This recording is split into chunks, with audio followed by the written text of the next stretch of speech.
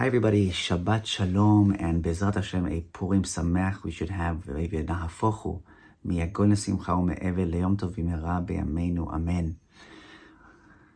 There's a beautiful Gemara in Masechet Megillah Daf Zayin where the Gemara is describing a conversation between Esther HaMalka and Chazal.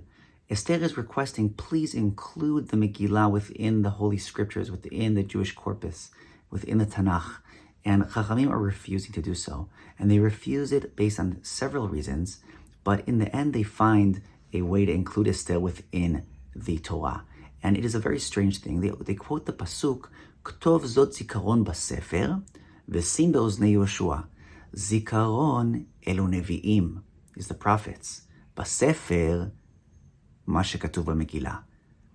And I think we all fail to understand, how does this Pasuk give any interpretation to and any opportunity to include Esther within the Megillah.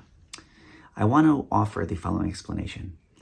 That Pasuk is taken from the war of Amalek, the first battle the Jewish people had with Amalek. But before that, let's go back a second. Let's take one step back. What exactly, why are Chachamim so hesitant to include Esther inside the Jewish scriptures?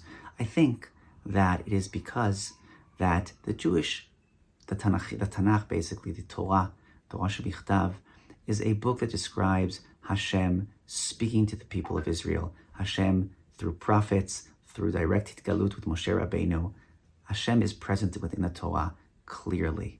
However, Megillat Esther is a book where God's name isn't mentioned once, where you could question and say, perhaps this whole story was just luck, and nothing ever really happened here that was, with divine intervention. And I think that pasuk that they found eventually, it convinced the sages that everything within the Megillah is exactly divine intervention. And how is that? Since the pasuk they bring is the pasuk of Amalek. And Amalek, we know, every generation, b'chol dor v'dor omdim aleinu lechalotenu. The rabbis understood that every generation has its Amalek. Amalek, as it says in the Torah, Ki yad al kesya milchama al Adonai ba'amalek midor dor. Every generation has its Amalek. And just like the Amalek came to fight us when we exited Egypt, so too Amalek that came to fight us in the Megillah through the body of Haman Harasha, that Amalek was definitely there, just as it's written in the Torah itself that they will be there every generation.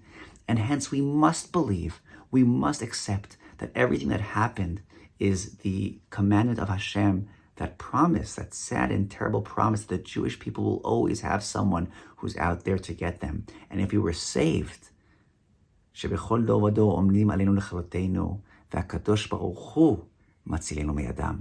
Hashem is the one who saves us from them each and every time. And once they saw that pasuk, that connection to Amalek, that promise that every year, every generation, every single time, there will be an Amalek that will be out there to get us, we must accept also Hashem is there and Metzilenu Miyadam every single time. And once they understood that, then they said that obviously Esther needs to be included within the Holy Scriptures as part of those books that's equivalent to the books of Chamisha Chumshei Torah or to the books of the Nevi'im. And to end with this, another Gemara in Daf Yudalid in Masechet Megillah, it asks the question, why don't we include Halel within Purim? Where's the Halel? And Rav Nachman answers there in the Gemara, Kriyata zu Halela. The Megillah itself is Halel. And ask yourself, what is Halel exactly? What is it? Halel is praising Hashem for the good virtue, for the good things that happen to us. And that exactly is the Megillah. Once we accept that the Megillah is not just another book, a random occurrence, it's actually a sefer that describes God's intervention in saving the Jewish people once again from their enemies. You don't need to have a Halel. There's no need to. Why repeat a prayer that's general? We read the Megillah because the Megillah is explicit.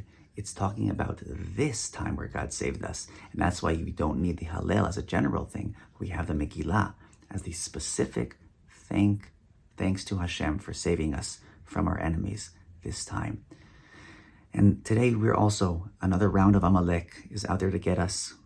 And we already see how Hashem is Matzilenu Miyadam And I want to pray. I feel this Purim is a Purim of tefillah. It's not just a Purim of hodaya. We're also praying that just as Hashem saved us from those Amalek, though in those generations, time after time, so too Hashem saves us again, this time from the Amalek in Israel that is there to get us. Be'ezrat Hashem, b'mhera b'yameinu, Purim Sameach.